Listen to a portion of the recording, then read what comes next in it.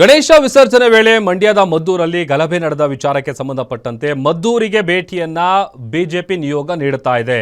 BJP ಭೇಟಿ ವಿಚಾರಕ್ಕೆ ಸಂಬಂಧಪಟ್ಟಂತೆ ಸಿಎಂ ಸಿದ್ದರಾಮಯ್ಯ ಅವರು ಪ್ರತಿಕ್ರಿಯೆ ಕೊಟ್ಟಿದ್ದಾರೆ.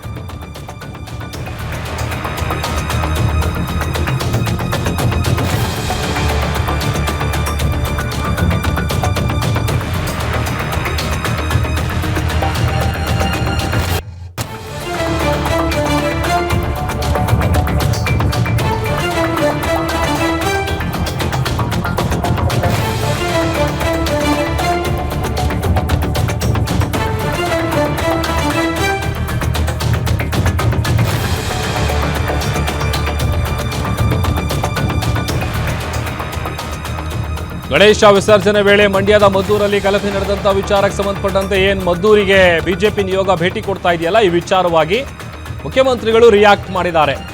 ಬಿಜೆಪಿಯವರು ಹೋಗಿ ಬರ್ಲಿ, ಬೇಡ ಅನ್ನೋದಿಲ್ಲ, ಆದ್ರೆ ಶಾಂತಿ ಕದಡೋದೇ ಅವರ ಕೆಲಸ, ಅವರ ಉದ್ದೇಶ.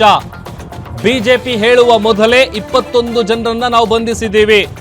ಕಾನೂನು ರೀತಿ ಮುಸ್ಲಿಂ ಕ್ರಿಶ್ಚಿಯನ್ ಯಾರೇ ಇರಲಿ, ನಾವು ಕಾನೂನು ಕ್ರಮವನ್ನ ತೆಗೆದುಕೊಳ್ತೇವೆ ಅಂತ ಸಿಎಂ ಸಿದ್ದರಾಮಯ್ಯ ಅವರು ಈ ವಿಚಾರಕ್ಕೆ ಸಂಬಂಧಪಟ್ಟಂತೆ ಪ್ರತಿಕ್ರಿಯೆ ಕೊಟ್ಟಿದ್ದಾರೆ. ಏನ್ ಹೇಳಿದ್ದಾರೆ ಮುಖ್ಯಮಂತ್ರಿಗಳು, ಕೇಳಿಸ್ಕೊಳ್ಳೋಣ. ಶಾಂತಿ ಕದಡದೆ ಅವರ ಉದ್ದೇಶ, ಶಾಂತಿ ಕದಡದೆ ಅವರ ಉದ್ದೇಶ.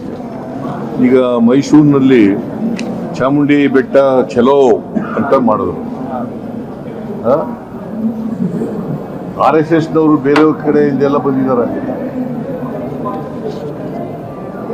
ಶಿವಮೊಗ್ಗದವರು, ಚಿಕ್ಕಮಗಳೂರವರು, ಕೊಡಗಿನವರು, ಚಾಮರಾಜನಗರದವರು, ಮಂಡ್ಯ, ಇವೆಲ್ಲ ಬಂದು ನೆಮ್ಮದಿನ ಹಾಳು ಮಾಡೋದು, ಶಾಂತಿಯನ್ನು ಕದಡತಕ್ಕಂಥದ್ದು, ಇದನ್ನ ಮಾಡ್ತಾರೆ. ಅದಕ್ಕೆ ಚಾಮುಂಡಿ ಬೆಟ್ಟಕ್ಕೆ ಹೋಗ್ಲಿಕ್ಕೆ ನಮ್ಮ ಪೊಲೀಸ್ನವರು ಬಿಟ್ಟಿದ್ದಾರೆ.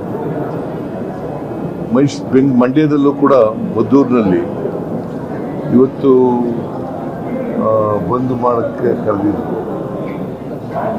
ಈಗ ನಾವು ಅವ್ರು ಹೇಳೋಕ್ಕೂ ಮುಂಚಿತವಾಗಿ 21 ಜನಕ್ಕೆ ಅರೆಸ್ಟ್ ಮಾಡಿದ್ದೀವಿ.